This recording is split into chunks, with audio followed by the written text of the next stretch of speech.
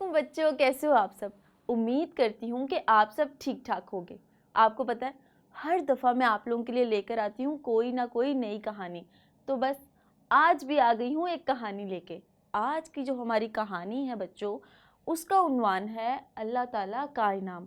अब आपको पता है बच्चों, जब अल्लाह ताला किसी से खुश होते हैं ना, तो बदले में उसको इनाम देते हैं। तो आज देखते हैं कि हमारी आज की कहानी में किसको इनाम मिलने वाला है। तो चलो बच्चों, स्टोरी शुरू करें। तो बच्चों, आज 29वां रोज़ा था। आपको पता है 29वें रोज़े के बाद या तो एक और रोज़ा होता है, नहीं तो फिर ईद का दिन होता है। तो बस फिर 29वें रोज़े वाले दिन सब के सब अफ्तारी करके फ़ौरन से छत पे चढ़ गए।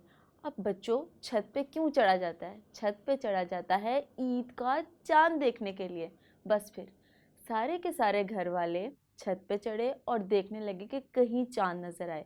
कभी कोई आसमान के इस तरफ देखता था, कभी उस तरफ देखता था कि चाँद मियाँ कहाँ रह गए। बस फिर अचानक से एक शोर उठा कि वो देखो। सबने इधर उधर देखना शुरू किया कि हमें तो कुछ भी नज़र नहीं आ रहा। तो यासिर, जो कि अपनी दूरबीन से चाँद देख रहा था, उसको चाँद नज़र आया।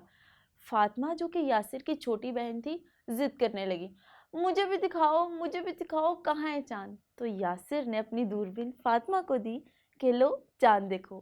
फातिमा ने तसल्ली से चाँद देखा और खुश हो गई।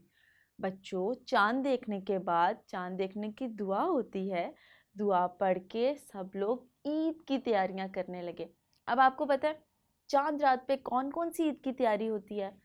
कपड़े इस्त्री होते हैं, मेहंदी लगाई जाती है, बाज़ार जाया जाता है, चूड़ियाँ ख़रीदी जाती हैं और मज़ेदार चीज़ें बनाई जाती हैं। बस फिर फातिमा, क्योंकि छोटी बच्ची थी, उसने अपनी अम्मी से ज़िद की, मैंने भी मेहंदी लगानी है, कल ईद है और चाँद रात मेहंदी के बगैर तो बच्चों बिल्कुल ही जो है ना किसी काम की नहीं होती। बस फिर अम्मी ने कोन मेहंदी से फातिमा के हाथ पे प्यारे प्यारे से डिज़ाइन बनाए और फातिमा उनको देख के बहुत खुश हुई।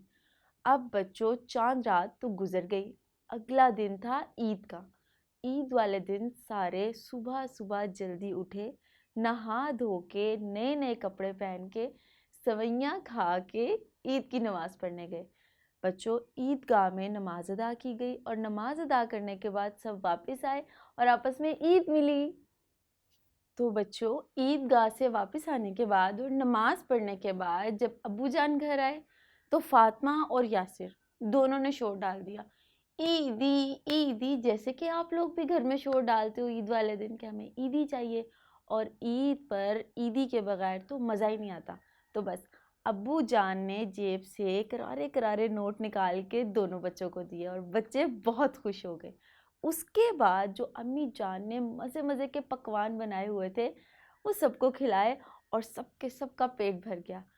अब आपको पता है बच्चों, ईद पर हम लोगों को ऐसे लोगों का ख्याल ज़रूर रखना चाहिए जो कि हमारी तरह ईद नहीं मना सकते।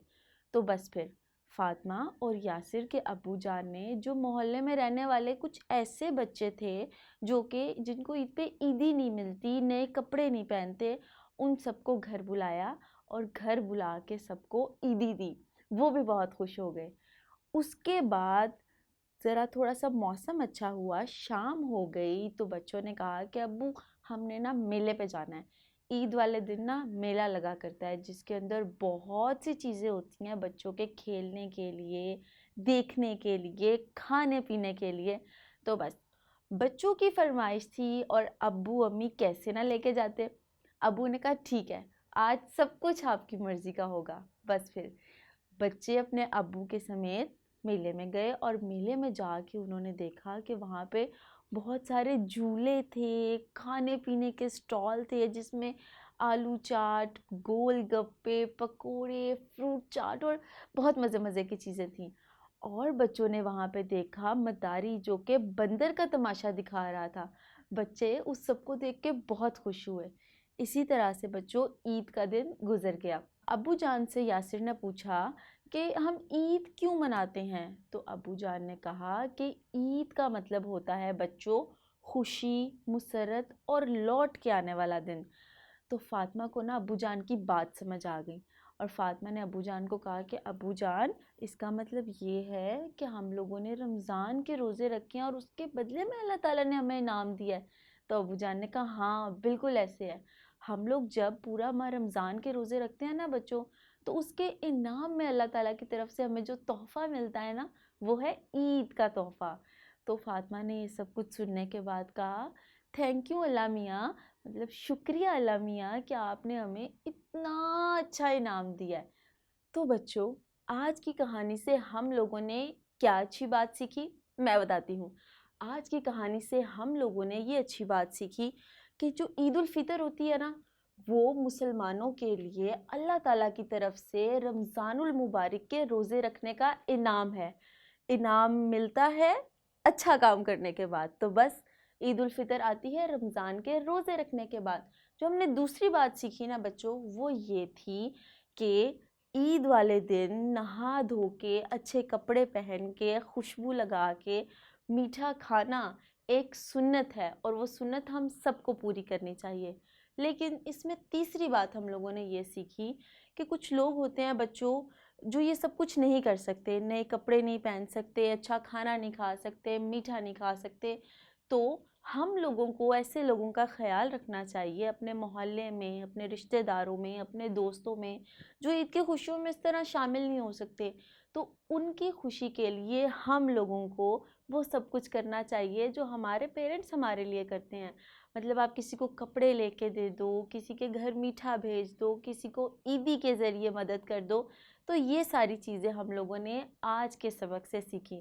تو بچوں امید کرتی ہوں کہ ان ساری چیزوں پہ آپ لوگ عمل کرو گے اور اپنے آس پاس کے لوگوں کا بھی خیال رکھو گے اور رمضان کے مکمل روزے رکھو گے. بچوں پھر آؤں گی ایک نئی کہانی کے ساتھ. آج کی جو ہماری کہانی تھی اللہ کا انعام، اس سے آپ نے کچھ نہ کچھ تو ضرور سیکھا ہوگا. چلے بچوں ملاقات ہوگی اگلی کہانی میں. ابھی کے لیے بائے.